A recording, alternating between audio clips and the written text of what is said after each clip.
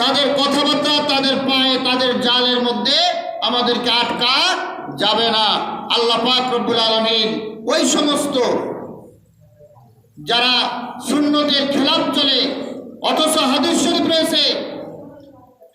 রয়েছে আসুন্নাতু ইহনাতুল কুফর, যদি কোনো ব্যক্তি সুন্নতকে ইহনাত করে, সুন্নতকে তাচ্ছিল্য করে, তুচ্ছ তাচ্ছিল্য করে, এটা নিয়ে অবজ্ঞা করে, তাহলে তার সে কি করলো?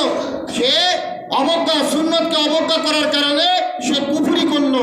আর যিনি কুফরি করেন তার কি ঈমান থাকে? না, তার কোনো ঈমান থাকে না। কুফরি করলে তার ঈমান চলে যায়, জীবনে যত আমল করেছে সেটা বরবাদ হয়ে যায়। নাউজুবিল্লাহ। এজন্য আমাদেরকে সব সময় সুন্নতের উপর অটল থাকার, আহলে সুন্নাত ওয়াল জামাত ওনার আকীদা ভিত্তিক আমল করার তৌফিক দান করুন। সকলে আমিন। ওয়া আখিরু দাওয়ানা আলহামদুলিল্লাহি রাব্বিল